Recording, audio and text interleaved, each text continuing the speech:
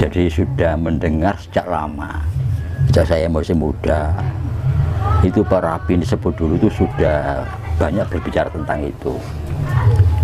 Juga banyak saya ketahui dari saya nonton wayang kulit, itu ada cerita itu ada. Nah, rupanya kalau saya tidak salah ya, itu sering tiap kali muncul dialog-dialog atau wejangan-wejangan dari sesepuh itu tentang Sastro Jendro itu. Karena di Jawa tentang Sastro Jendro Hayudingrat Pakaruteng Diyo itu bukan hal yang asing ya, bukan hal yang aneh, bukan hal yang baru, sehingga tentang apa pengertian secara harafiahnya itu sudah paham semua. Sastra itu apa, Jendra itu apa, Hayudingrat Pakaruteng Diyo itu apa, itu sudah paham semua. Jadi semacam tulisan, semacam pejangan, semacam wisik wahyu ya. Bahkan mengenai Jendro itu juga tidak satu pengertiannya, ada yang ditarik ke pengertian Bathara Indra, ada yang ditarik kepada raja. Di sini ditarik kemanapun pengertian Jendra itu akhirnya jatuhnya kepada tataran tinggi, tataran tertinggi. Nah, ini akhirnya cocok dengan yang pernah saya dengar di wejangan-wejangan sesepuh dan pewayangan versi Jawa. Itu menyebutkan bahwa Sastro Jendro itu kaweruh atau ilmu tertinggi, ilmu tertinggi. Jadi kesadaran luhur, kesadaran agung dari manusia. Jadi tidak ada. Jadi pengertiannya kalau tertinggi itu begini di Jawa itu, gak ono sing ndukure iku. Itu ndak ono ndukure iku. Lek sing padha ono, nisore akeh. Itu umumnya begitu. Itu sudah kata-kata yang baku di Jawa itu, ungkapan tentang kaweruh tertinggi itu dengan ungkapan bahwa ndak ono ndukure iku. Nah, ndukure Sastro Jendro itu ndak ada. Kalau yang sama ada, di bawahnya banyak. Itu pengertiannya begitu. Itu sudah saya dengar sudah lama seperti itu. Jadi akhirnya di masyarakat Jawa, masyarakat spiritual Jawa itu akhirnya meyakini, memang tidak sekedar percaya tentang paham bahwa Sastro Jendro Hayudingrat itu adalah tataran tertinggi. Tataran tertinggi. Kalau sudah bicara masalah itu, wahyu-wahyu yang lain itu, wahyu Cakraningrat, wahyu Makutharomo, di bawahnya semua itu, dalam cerita wayang di bawahnya semua. Dan tertinggi Sastro Jendro. Nah, tapi di sini kalau saya menyampaikan, tolong, jadi bukan berarti saya ini sudah sampai di situ. Itu jangan berasumsi bahwa Mbah Gatot sampai ke situ, pahamnya, ilmunya, jangan, malah itu tidak menyulitkan. Juga jangan dianggap ini paling benar. Kalau ini disebut tafsir ya, jangan dianggap tafsir paling benar. Saya ini enggak, itu versi saya. Dan kita saling menghormati di antara kita yang menerjemahkan atau menafsirkan tentang Sastro Jendro yang berbeda-beda itu saling menghormati dan sama-sama benar cara saya itu. Saya benar. Jadi kalau walaupun demikian, tetap saya mengatakan mohon maaf kepada para pemirsa, para pendengar, para bini sepuh yang mungkin berbeda.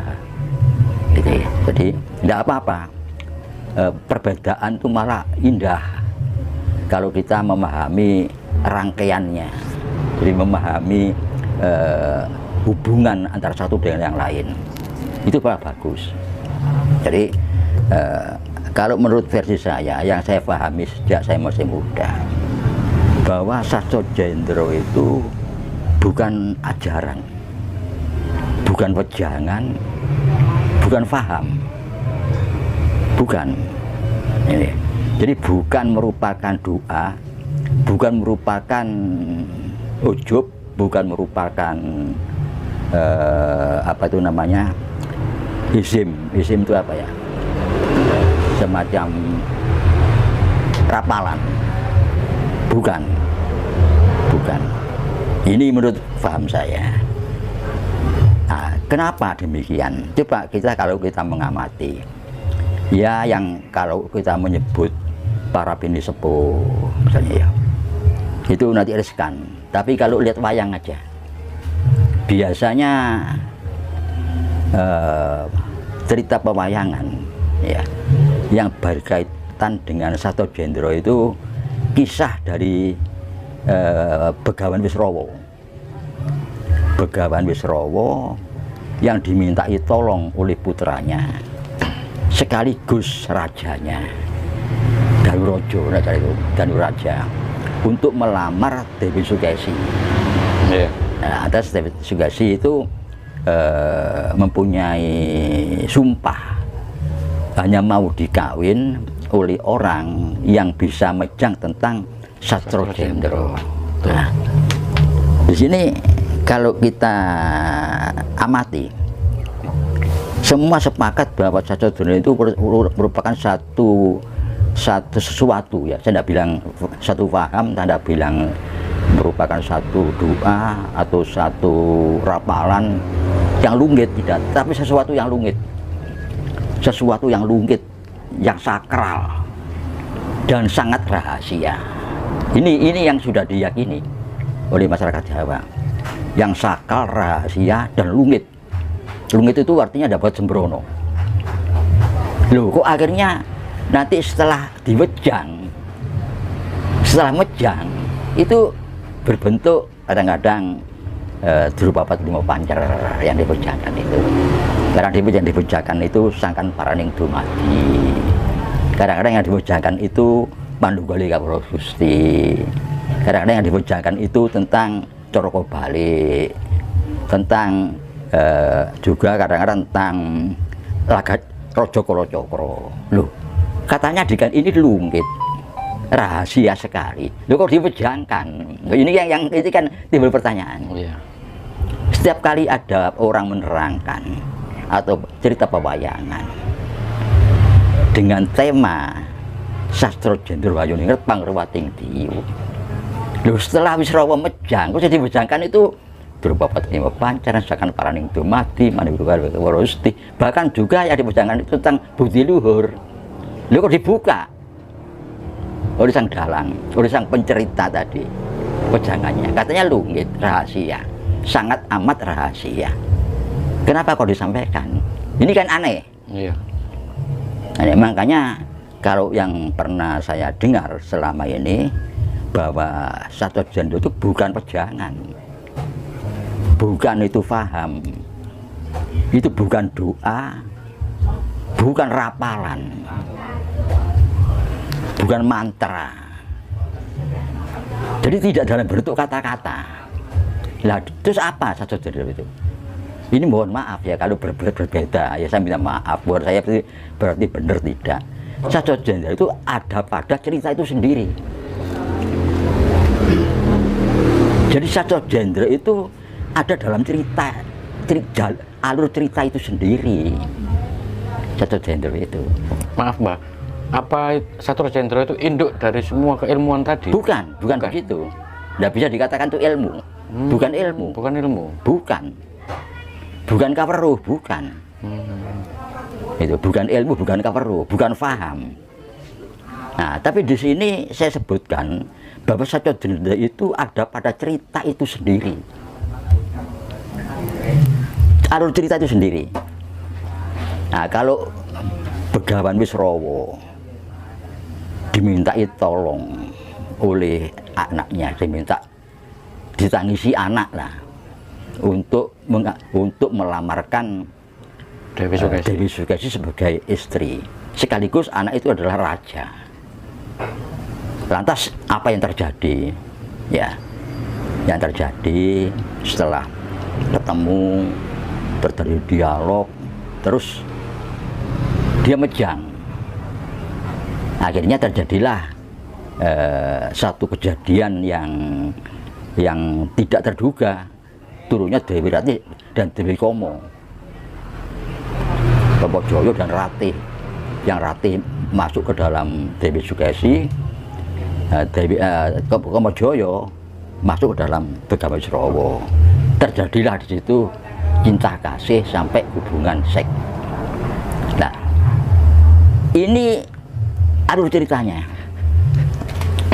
Jadi Sabto Jendro itu ya alur ceritanya itu dengan simbol-simbol, dengan lambang-lambang. Itu maksud saya.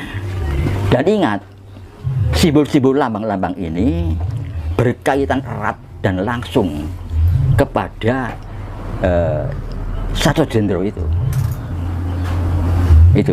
berkaitan erat dan berkaitan langsung simbol-simbol itu dengan Sabto Jendro itu. Kalau ini ditafsirkan sampai ya ke kanan, ke kiri, ke atas, ke bawah, wah, enggak apa-apa. Karena apa? Wayang itu selain tontonan, selain tuntunan ya, juga tontonan. Jadi juga diartikan, makanya orang setinggi apapun ilmunya, walaupun begawan, walaupun seorang ulama besar, tidak sembrono di dalam bertindak, sembrono di dalam berucap, maka jatuhlah dia kepada suatu perbuatan yang kurang baik. Itu sampai ke situ. Enggak ada hubungannya dengan itu.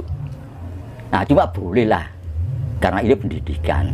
Zaman sekarang boleh, itu merupakan merupakan aksesoris kreativitas dari dalang atau dari pencerita. Enggak apa-apa, asal tujuannya untuk pendidikan kepada masyarakat. Tapi sebetulnya Sabto Jendro itu alur cerita itu sendiri ya, yang disimbol-simbolkan, dilambang-lambangkan, dan lambang dan simbol itu erat kaitannya dengan Sabto Jendro itu sendiri dan berhubungan langsung, tidak berkaitan dengan apapun. Itu Sabto Jendro.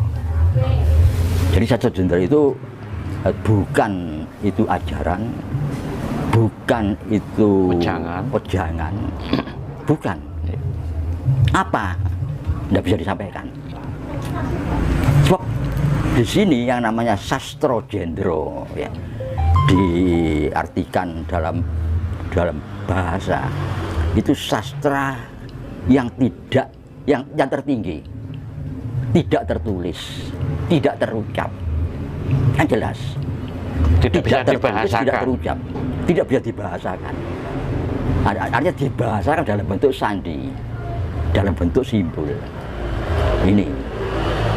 Tapi ya sering terjadi, ya ini namanya bukan saya ngeritik, bukan ya saya juga salah. Terus setelah wejangannya kok jadinya ada wejangan Manunggaling Kawula Gusti, Sangkan Paraning Dumadi, Bapak Timo Banjar, dan sebagainya.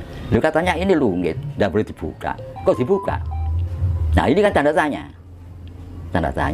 Nah, oleh karena itu kalau boleh kami menyampaikan bahwa tidak ada orang bisa nerangkan Sabto Jendro itu, karena ini rahasia. Nah, ada pada alur cerita itu sendiri. Nah, satu contoh tentang Wisrawa. Ya, kenapa digambarkan di situ kok sampai turunnya Dewi Ratih dan Komo Joyo, sehingga tidak bisa mengelak antara Dewi Sukesi kepada Begawan Wisrawa, saling tertarik karena masuknya Dewi Ratih dan Komo Joyo. Ini maksudnya apa? Nah, bahwa kejadian itu tidak bisa tertolak. Kejadian Sabto Jendro itu pada seseorang, pada dua orang, ya, itu tidak bisa tertolak. karena kodrat ketemu. Itu gambarnya itu. Berarti mereka berdua disetting untuk Iya, jadi melakukan itu. tidak berdaya. Menggambarkan bahwa manusia itu tidak ada kesengajaan. Karena yang Sabto Jendro itu dari beliau sendiri, bukan kehendak manusia. Kalau sudah tertinggi tingkatannya, itu bukan kehendak manusia. Manusia tidak bisa merindukan, tidak bisa membayangkan atau memohon untuk mendapatkan wahyu Sabto Jendro, tidak bisa. Karena itu kehendak beliau sendiri, beliau sang penguasa sendiri. Itu maksudnya. Gambaran itu di dalam simbol-simbol tentang ketidaksengajaan, ketidakberdayaan manusia, tentang dengan sendirinya, tidak sengaja, dan itu kehendak. Ya kalau bahasa mudanya ya, kehendak Tuhan. Bahasa mudanya dalam kita berbicara itu disimbolkan semua, digambarkan.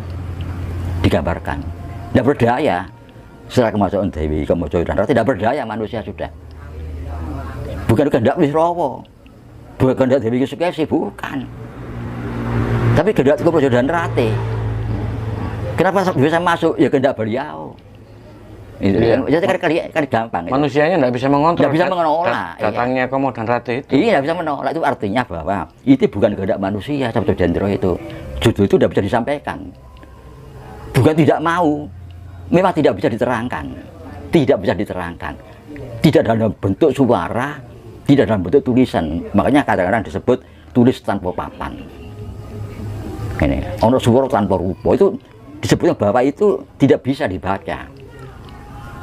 Baik tertulis maupun terucap. Itu kehendak beliau sendiri. Nah, itu kan tergambar.